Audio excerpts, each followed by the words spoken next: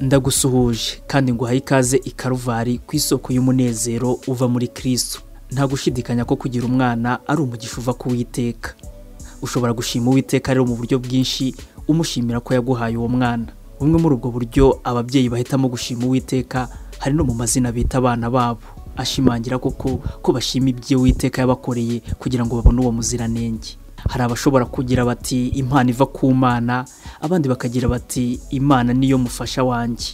Hari abahitamo kuvuga bati Imana ni inyembabazi, abandi bakavuga bati Imana niyo murengezi. Hari n'abavuga bati Imana niyo mbaraga zanjye n'ibindi. Ibi rero ushobora kubivuga binyuze mu mazina ngiye kukubwira muri kino cyegeranyo.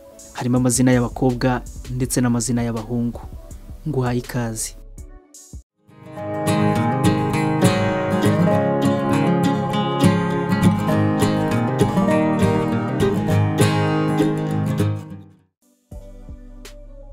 Reka duhere ku mazina y'abakobwa ushobora kwita umwana wawe ushaka gusobanura imirimo ikomeye Uwiteka yagukoreye kugira ngo ubone uwo mwana. Izina rya mbere tugiye guheraho ni iryitwa Shironi. Iri zina rikomoka muri rurimi rw'Igiheburayo, rigasobanura impano iva ku Mana. Izina rya kabiri ni iryitwa Adriyeli. Iri ni izina ushobora kwita umwana w'umukobwa ariko nanone rishobora no kwitwa umwana w'umuhungu. Rikomoka muri rurimi rw'Igiheburayo, rigasobanura ngo Imana niyo mufasha wanjye. Izina rya gatatu ngiye kukubwira ushobora kwita umwana wawe ushaka gusobanura ko hari icyo ushima Imana yakoze mu buzima bwawe cyangwa se kugira ngo ubone uwo mwana, ni izina ryitwa Elora. Iri zina rikomoka muri rurimi rw'Igiheburayo, rigasobanura ngo Imana yanjye niwo mucyo wanjye cyangwa se niyo rumuri rwanjye. Izina rya kane ngiye kukubwira muri kino cyegeranyo ni izina Gianna. Gianna ni izina rikomoka mu rurimi rw'Igitaliyani, risobanura ngo Imana ni inyabuntu cyangwa se ni inyembabazi. Izina rya gatanu ni izina Mika. Iri zina risobanura ngo ninde uhwanye n'umucunguzi. Izina rya gatandatu ni Ariyeli. Iri ni izina rikomoka mu Giheburayo, rigasobanura ngo intare y'Imana.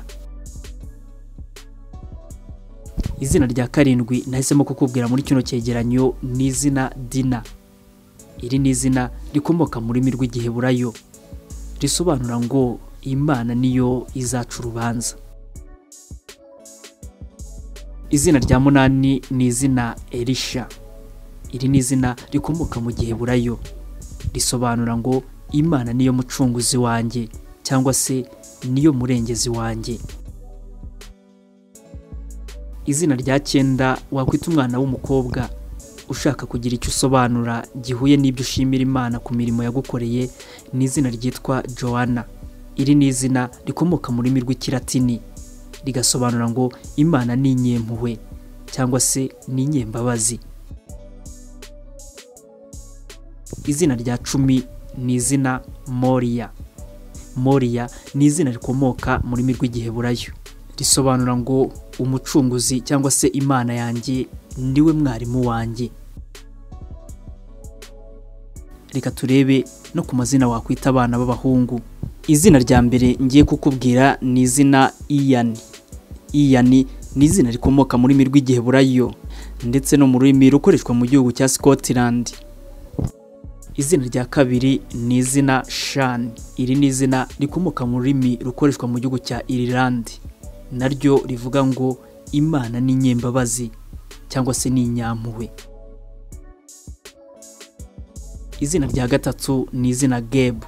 Iri zina ni impine y'irindi zina Gabriel, rikomoka mu Giheburayo, rigasobanura ngo intwari y'Imana. Rishobora kandi no gusobanura ngo Imana niyo mbaraga zanjye.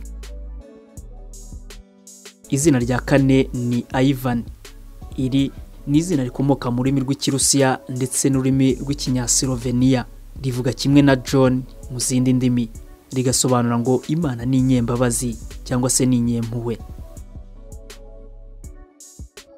Izina rya gatanu ni Theo cyangwa se Theo, rikomoka mu Kigereki, risobanura ngo impano y'Imana. Izina rya gatandatu ni Emmanuel. Iri ni izina rikomoka mu Giheburayo rigasobanura ngo Imana iri kumwe natwe. Izina rya karindwi ni izina Michael. Iri ni izina risobanura ngo ninde uhwanye n'Imana. Izina rya munani ushobora kwita umwana wawe w'umuhungu ushaka kugira icyo usobanura Imana yagukoreye ariko binyujije mu izina. Iryo ni izina Daniel. Iri zina risobanura ngo Imana niyo mucamanza wanjye. Izina rya 9 ni izina Josiah. Iri ni izina risobanura ngo Imana irafasha. Ayo niyo mazina rero nari nagwitiyemo kuri uyu munsi. Amazina ushobora kwita umwana wawe ushaka gusobanura imirimo Imana yagukoreye cyangwa se n'iyindi iteganya kugukorera ariko binyujije mu izina wise umwana wawe. Ndagushimiye rero kandi nkurarikira gukomeza kunogerwa n'ibiganiro bitandukanye binyura hano kuri channel yacu Karuvali ku isoko y'umunezero uva muri Kristo. Reka nkubwire nti Imana ikurinde.